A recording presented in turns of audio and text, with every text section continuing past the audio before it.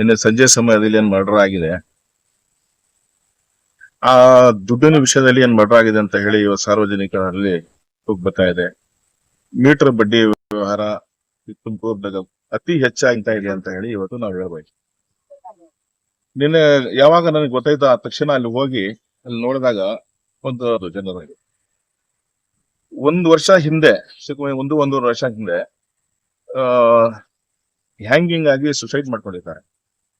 2 ಮಕ್ಕಳು ಮತ್ತೆ ಗಂಡ ಹೆಂಡತಿ 4 ಜನ. ಆವಾಗ ಸುಸೈಡ್ ನೋಟು ಸಹ ಬರೆದಿರ್ತಾರೆ. ಅವರು ಗೃಹ ಸಚಿವರಿಗೂ ಸಹ ಕೇಳ್ಕೊಂಡಿದ್ದಾರೆ ಒಂದು ವಿಡಿಯೋ ಮುಖಾಂತರ. ಇದನ್ನು ನೋಡಿ ಇನ್ನು ಮತ್ತೆ ಅದಾದ್ಮೇಲೆ ಮತ್ತೆ ಇದತ್ರ ಒಂದು ಓಪನ್ ನದಿ ಅಲ್ಲೇ ಒಂದು ಮರ್ಡರ್ ಆಗುತ್ತೆ ಅಂದ್ರೆ ಇದು ಯಾವ ತರ ಮೀಟರ್ ಬಡ್ಡಿ ವ್ಯವಹಾರದವರಲ್ಲಿ ಯಾವ ತರ ಭಯ ಇದೆ ಇಲಾಖೆದು ಅಂತ ಹೇಳಿ ಇದರಲ್ಲಿ ಎದ್ದು ಕಾಣ್ತಾ ಇದೆ. ಯಾರು ಸಾರ್ವಜನಿಕರು ಮಾತಾಡಕ್ ಹೆದರ್ತಾರಲ್ಲಿ, ಯಾಕಪ್ಪ ನಮ್ಗೆ ಯಾಕಪ್ಪ ಹೆಂಗಪ್ಪ ಏನಂತ ಹೇಳಿ. ಈ ಭಯ ಯಾವುದೇ ಕಾರಣಕ್ಕೂ ಸಾರ್ವಜನಿಕರಲ್ಲಿ ಮೀಟರ್ ಬಡ್ಡಿಯವ್ರದ್ದು ಭಯ ಆಗಿರಬಾರ್ದು, ಪೊಲೀಸ್ ಇಲಾಖೆ ಭಯ ಮೀಟರ್ ಬಡ್ಡಿಯವರಲ್ಲಿ ಇರ್ಬೇಕಂತ ಹೇಳಿ ನಾನು ಇವತ್ತು ಸಾರ್ವಜನಿಕರ ಪರವಾಗಿ ನಾನು ಹೇಳ್ತಾ ಇದ್ದೀನಿ.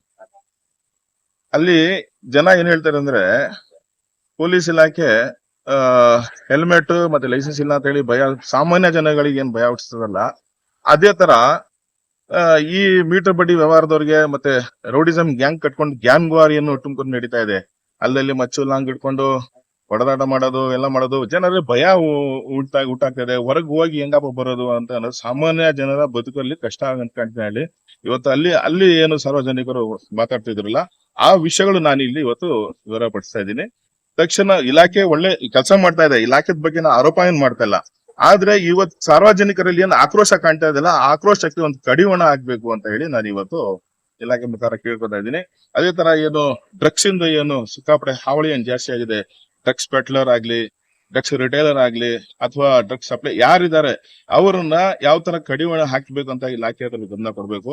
ಮಾಹಿತಿ ಇರುತ್ತೆ ಅವ್ರಿಗೆ, ಅವ್ರನ್ನ ಯಾವ ತರ ಇದು ಮಾಡಿ ಅದನ್ನ ಸರಿಯಾದ ರೀತಿಯಲ್ಲಿ ಅವ್ರನ್ನ ಭಯ ಹುಟ್ಟಿಸ್ಬೇಕು, ಡ್ರಗ್ಸ್ ಅನ್ನ ಕಂಟ್ರೋಲ್ ಮಾಡ್ಬೇಕು. ಆ ಡ್ರಗ್ಸ್ ಇಂದಾನೆ ಇವತ್ತು ಇವೆಲ್ಲ ನಡೀತಾ ಇರೋದು. ಯಾಕಂದ್ರೆ ಅವರು ಮೀಟರ್ ಬಡ್ಡಿ ಅವರು ಉಸುಲಿಗೆ ಬರ್ತಾರಲ್ಲ, ಅವ್ರೇನ್ ಮಾಡ್ತಾರೆ ಅಂತ ಹೇಳಿದ್ರೆ ಡ್ರಗ್ಸ್ ಅನ್ನು ತಗೊಂಡ್ಬಂದ್ಬಿಡ್ತಾರೆ ನೇರವಾಗಿ, ಕೊಟ್ಟಿಲ್ಲ ಅಂದ್ರೆ ಸೀದಾ ಒಳಗ್ಬಿಟ್ಟು ಸಾಯಿಸ್ಬಿಟ್ಟು ಹೋಗ್ಬಿಡ್ತಾರೆ. ಈ ತರ ಒಂದು ಕಾಣ್ತಾ ಇದೆಲ್ಲ, ಇದನ್ನು ಸರಿಪಡಿಸಿಲ್ಲ ಅಂದ್ರೆ ಸಾಮಾನ್ಯ ಜನರಲ್ಲಿ ಒಂದು ಭಯ ಏನು ಸುಟ್ಟಾಗಿದೆ, ಆ ಭಯಕ್ಕೆ ಒಂದು ಕಡಿವಾಣ ಹಾಕಬೇಕಂತ ಹೇಳಿ ಪೊಲೀಸ್ ಇಲಾಖೆ ಹತ್ರ ನಾವು ಒಂದು ರಿಕ್ವೆಸ್ಟ್ ಮನವಿ ಮಾಡ್ಕೊತಾ ಇದೀವಿ. ಮತ್ತೆ ವೀಲಿಂಗ್ ಸಹ ಸಿಕ್ಕಾಪಟ್ಟೆ ನಡೀತಿತ್ತು, ಈ ಸ್ವಲ್ಪ ಏನು ಕಂಟ್ರೋಲ್ ಕಾಣ್ತಾ ಇದೆ, ಆದ್ರೂ ಅದ್ರ ಬಗ್ಗೆ ಸಹ ಗಮನ ಇಡ್ಬೇಕು. ಬಟ್ ಇದೇನು ಮೀಟರ್ ಬಡ್ಡಿ ವ್ಯವಹಾರಕ್ಕೆ ಆಗ್ಲಿ ಮತ್ತೆ ಡ್ರಗ್ಸ್ ಬಗ್ಗೆ ಆಗ್ಲಿ ತಕ್ಷಣ ಗಮನ ಕೊಟ್ಟು ಇದರ ಬಗ್ಗೆ ಸರಿಯಾದ ರೀತಿಯಿಂದ ಕ್ರಮ ತಗೊಂಡಿಲ್ಲ ಅಂದ್ರೆ ನಾಳೆ ಜನರ ಆಕ್ರೋಶವನ್ನು ನಾವು ನೋಡ್ಬೇಕಾಗುತ್ತೆ. ತುಮಕೂರು ಸಿಟಿ ಸ್ಮಾರ್ಟ್ ಸಿಟಿ ಅಂತ ಹೇಳಿ ನಾವು ಏನು ಮಾಡ್ತಾ ಇದೀವಿ, ಗ್ರೇಟರ್ ತುಮಕೂರು ಅಂತ ಹೇಳಿ ನಮ್ಗೆ ಸಾಕು ಮಾಡಕ್ ಹೊಂಟಿದ್ದಾರೆ.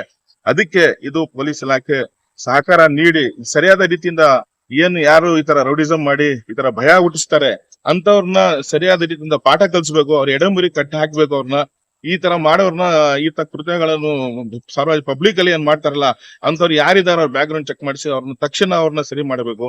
ಮಾಡಿ ಇನ್ ಮುಂದೆ ಈ ರೀತಿ ಆಗದೆ ಇದ್ದಂಗೆ ನೋಡ್ಕೊಂಡಾಗ ಜನರಲ್ಲಿ ಒಂದು ಸಾಮಾನ್ಯ ಜನರಲ್ಲಿ ಶಾಂತಿಯ ಭಾವನೆ ಉಟ್ಕೊಂಡು ಅವರು ಬದುಕೋದು ಒಂದು ದಾರಿ ಆಗುತ್ತೆ ಅಂತ ಹೇಳಿ ಇವತ್ತು ನಾನು ಕೇಳ್ಕೊತೀನಿ. ಡ್ರಗ್ಸ್ಗೂ ಮೀಟರ್ ಬಡ್ಡಿಗೂ ಏನಾನ ಸಂಬಂಧ ಇದೆಯಾ? ಇಲ್ಲ, ಈಗ ಮೀಟರ್ ಬಡ್ಡಿ ಕೊಡ್ತಾರಲ್ಲ ಇವ್ರು, ಮೊದ್ಲು ತಿಂಗಳ ಲೆಕ್ಕದಲ್ಲಿ ನಡೀತಿತ್ತು. ಈಗ ವಾರ ಲೆಕ್ಕನೋ ಅಥವಾ ಡೈಲಿ ಲೆಕ್ಕನೋ ಅಥವಾ ಗಂಟೆ ಲೆಕ್ಕದಲ್ಲೂ ಈಗ ಇವತ್ತು ಮೀಟರ್ ಬಡ್ಡಿ ನಡೀತಾ ಇದೆ. ಇಷ್ಟೆಲ್ಲಾ ಕೇಸ್ ಹಾಕಿ ಇಷ್ಟೆಲ್ಲಾ ಮಾಡಿದ್ರು ಮೀಟರ್ ಬಡ್ಡಿ ಅವ್ರ ಹತ್ರ ಏನಾಗಿದೆ ಅಂದ್ರೆ ಅವ್ರು ಏನು ಅಲ್ಲಿ ಸಾರ್ವಜನಿಕರಲ್ಲಿ ಏನ್ ಹೇಳ್ತಿದ್ರು ಅಂದ್ರೆ, ಏನಪ್ಪ ಸ್ಟೇಷನ್ ಅವ್ರ ಕಂಟ್ರೋಲ್ ಇದೆ ಬಿಡಪ್ಪ, ನಾವೇನ್ ಹೇಳಿದ್ರೆ ಅವ್ರ ಏನು ಅಲ್ಲಿ ಹೋಗ್ಬಿಟ್ಟು ಮಾತಾಡ್ಕೊಂಡ್ ಬಂದ್ಬಿಡ್ತಾರೆ, ನಮ್ಗೇನೆ ಕೇಸ್ ಹಾಕ್ತಾರೆ ಉಲ್ಟಾ ಅಂತ ಈ ತರ ಒಂದು ಭಾವನೆ ಇದೆ. ಈ ಭಾವನೆ ಪೊಲೀಸ್ ಇಲಾಖೆ ಮೊದಲು ತಗ್ಗಿಸ್ಬೇಕು ಜನರಲ್ಲಿ. ಯಾವುದೇ ಕಾರಣಕ್ಕೂ ಪೊಲೀಸ್ ಸ್ಟೇಷನ್ ನ್ಯಾಯಕ್ಕಿರೋದು ಸಾಮಾನ್ಯ ಜನರಿಗೆ ನ್ಯಾಯ ಸಿಗುತ್ತೆ ಅಂತ ಹೇಳಿ ಎಲ್ಲರಿಗೆ ಒಂದು ರಕ್ಷಣೆಗೋಸ್ಕರ ಇದೆ ಅಂತ ಹೇಳಿ ಆ ಭಾವನೆ ಬರಬೇಕು. ಈ ಭಾವನೆ ಏನು ಬರ್ತಾ ಇದೆ ಜನರಲ್ಲಿ, ಆ ಭಾವನೆ ಯಾವುದೇ ಕಾರಣಕ್ಕೂ ಬರಬಾರದು ಅಂತ ಹೇಳಿ ಇವತ್ತು ನಾನು ಒಂದು ಸಾರ್ವಜನಿಕ ಪರವಾಗಿ ಒಂದು ರಿಕ್ವೆಸ್ಟ್ ಮಾಡ್ಕೊತಾ ಇದ್ದೀನಿ. ಈ ಡ್ರಗ್ಸ್ ಮೇನ್ ಇದ್ರಲ್ಲಿ ಏನಾಗ್ತದೆ, ಡ್ರಗ್ಸ್ ತಗೊಂಡಾದ್ಮೇಲೆ ಅವ್ರಿಗೆ ಜ್ಞಾನ ಇರಲ್ಲ ಅವ್ನು ಏನ್ ಮಾಡ್ತಾ ಇದ್ದಾನೆ ಅಂತ ಹೇಳಿ. ಇವತ್ತು ಈಗ ಗ್ಯಾಂಗ್ ವಾರ್ಗಳು ನಡೀತಾ ಇದೆ. ಮೊದ್ಲು ನಾವು ಎಲ್ಲ ಬೆಂಗಳೂರು ಅಥವಾ ಮುಂಬೈ ಎಲ್ಲ ಕೇಳ್ತಿದ್ವಿ, ಈ ತುಮಕೂರಲ್ಲಿ ಓಪನ್ ಆಗಿ ಕಣ್ಮುಂದೆ ಕಾಣ್ತಾ ಇದೆ. ಎಲ್ಲ ಗ್ಯಾಂಗ್ ಮಚ್ಚು ಲಾಂಗು ತಗೊಂಡು ಕ್ಲೀನ್ ಆಗಿ ಓಡಾಡ್ಕೊಂಡು ಅಲ್ಲೇ ಅವ್ನ್ ಹೊಡೆದ ಅಂತ ಇವೆಲ್ಲ ನಡೀತಾ ಇದೆಲ್ಲ, ಇದ್ರಲ್ಲಿ ಭಯ ಬರ್ತಾ ಇದೆ ಜನರಲ್ಲಿ. ಈಗ ಸ್ಮಾರ್ಟ್ ಸಿಟಿಯಲ್ಲಿ ಈ ತರ ಆಗೋದು ಸರಿಯಿಲ್ಲ. ಇನ್ನು ಇನಿಷಿಯಲ್ ಸ್ಟೇಜ್ ಇದು, ಈ ಸ್ಟೇಜ್ ಅಲ್ಲೇ ನಾವು ಅದನ್ನ ಸರಿಯಾದ ರೀತಿಯಿಂದ ಪಾಠ ಕಲಿಸ್ಬಿಟ್ರೆ ಯಾರು ಎದೋಳಲ್ಲ ಅವಾಗ, ಯಾವನು ರೌಡಿಸಮ್ ಮಾಡಲ್ಲ, ಯಾರು ಇದ್ ಮಾಡಲ್ಲ. ಅವಾಗ ನಾವು ಈ ಸ್ಟೇಜ್ ಅಲ್ಲೇ ನಾವು ಮಾಡಿಲ್ಲ ಅಂತ ಹೇಳಿದ್ರೆ ಇನ್ ಮುಂದೆ ಬಂದಾಗ ಆ ಪರಿಣಾಮ ಬೇರೆ ತರ ಕಾಣುತ್ತೆ ಅದು ಅಂತ ಹೇಳಿ ನಾನು ಇವತ್ತು ಡ್ರಗ್ಸ್ ಮಾಫಿಯಾ ಆಳ್ತಾ ಇದೆ ಅಂತಾನು ಹೇಳಕ್ಕೂ ಏನು ಆಗಲ್ಲ. ಯಾಕಂದ್ರೆ ನಿನ್ನೆ ಪಬ್ಲಿಕ್ ಅಲ್ಲಿ ಏನ್ ಆಕ್ರೋಶ ಅದು ಕಾಣ್ತಿದಲ್ಲ, ಅಲ್ಲಿ ಓಪನ್ ಆಗಿ ಮೆಡಿಕಲ್ ಸ್ಟೋರ್ ಗಳಲ್ಲೆಲ್ಲ ಡ್ರಗ್ಸ್ ಸಿಗ್ತಾ ಇದೆ ಅಂತ ಹೇಳ್ತಾರೆ. ಆಮೇಲೆ ಕ್ಲೀನ್ ಆಗಿ ಬಂದು ಅಲ್ಲಿ ಕೊಟ್ಟು ಹೋಗ್ತಾ ಇದೆ, ಸಪ್ಲೈ ಆಗ್ತಾ ಇದೆ, ಕ್ಲೀನ್ ಆಗಿ ಪರ್ಫೆಕ್ಟ್ ಆಗಿ ಸಪ್ಲೈ ಆಗ್ತಾ ಇದೆ. ಇವರೆಲ್ಲ ಗೊತ್ತಿಲ್ವಾ ಪೊಲೀಸ್ ಅವರಿಗೆ ಅಂತ ಹೇಳಿ ಅಲ್ಲಿ ಜನ ಮಾತಾಡ್ಕೊತಾ ಇದಾರೆ. ಯಾರೋ ಟೂ ವೀಲರ್ ಬರ್ತಾರಂತೆ, ಇಮಿಡಿಯೇಟ್ ಅಲ್ಲಿಂದ ಅಲ್ಲಿ ಕೊಟ್ಟು ಹೋಗ್ತಾ ಇರೋದು, ಈ ತರ ಎಲ್ಲ ಇದೆ. ಈಗ ಮಕ್ಕಳು ಓದ್ಬಿಟ್ಟು ನಾಳೆ ನಮ್ ಭವಿಷ್ಯಕ್ಕೆ ಆಗ್ತಾರೆ ಅಂತ ಹೇಳಿ ತಂದೆ ತಾಯಿಗಳು ಅವನು ಸಾಕಿ ಬೆಳೆಸ್ತಾರೆ. ಅದೇ ಮಕ್ಕಳು ಡ್ರಗ್ಸ್ ತಗೊಂಡು ನಾಳೆ ಅವ್ರ ಜೀವನ ಹಾಳು ಮಾಡ್ಕೊಂಡ್ಬಿಟ್ರೆ ತಂದೆ ತಾಯಿಗಳಿಗೆ ನಾಳೆ ಸಹ ಏನ್ ಅವರು ಮುಂದಿನ ದಿನಗಳಲ್ಲಿ ಅವ್ರು ಏನು ಅವ್ರಿಗೆ ಸುಖ ಕೊಡ್ತಾರೆ ಹೇಳಿ? ಇವ್ರ ಭವಿಷ್ಯನೇ ಸ್ವತಃ ಹಾಳು ಮಾಡ್ಕೊಡ್ತಾರೆ ಮಕ್ಕಳಂದ್ರೆ ಈ ತಂದೆ ತಾಯಿ ಏನ್ ಮಾಡ್ತಾರೆ? ಇವತ್ತು ಸುಮಾರು ಕೇಸ್ಗಳು ಬರ್ತಾ ಇದೆ, ಡ್ರಗ್ಸ್ ಇಂದ ತಂದೆ ತಾಯಿಗಳಿಗೆ ಮಕ್ಕಳು ಹೊಡಿತಾವ್ರೆ. ಇವತ್ತು ಅವ್ರ ಕಣ್ಣೀರ್ ಹಾಕುತ್ತಾರೆ ತಂದೆ ತಾಯಿಗಳು. ಏನ್ ಮಾಡ್ಬೇಕು ಮಾತಾಡಿ? ಇದಕ್ಕೆ ನಮ್ಮ ಇಲಾಖೆ ಗಮನ ಕೊಟ್ರೆ ಯಾವ ದೊಡ್ಡ ವಿಷಯನೂ ಅಲ್ಲ. ಒಂದ್ ದಿವಸದಲ್ಲಿ ಅವರು ಇಮಿಡಿಯೇಟ್ ಆಗಿ ಕಂಟ್ರೋಲ್ ತಗೋತಾರೆ. ನಾವು ಸಾರ್ವಜನಿಕ ಪರವಾಗಿ ನೆನ್ನೆ ಅಲ್ಲಿ ಏನು ಆಕ್ರೋಶ ಕಾಣ್ತಿತ್ತು, ಆ ಆಕ್ರೋಶಕ್ಕೆ ಒಂದು ಉತ್ತರ ಇಲಾಖೆ ಕೊಟ್ಟೇ ಕೊಡುತ್ತೆ ಅಂತ ನಮ್ಗೊಂದು ಕಾನ್ಫಿಡೆನ್ಸ್. ಸಂದೇಶ ಏನಂದ್ರೆ ಡ್ರಗ್ಸ್ ಇಂದ ದೂರ ಆಗ್ರಿ, ನಿಮ್ ಭವಿಷ್ಯ ನೀವು ಹಾಳು ಮಾಡ್ಕೊಬಿಟ್ರೆ ನಿಮ್ ತಂದೆ ತಾಯಿಗಳಿಗೆ ಗೌರವ ಕೊಟ್ಕೊಂಡು ಹೋಗ್ರಿ.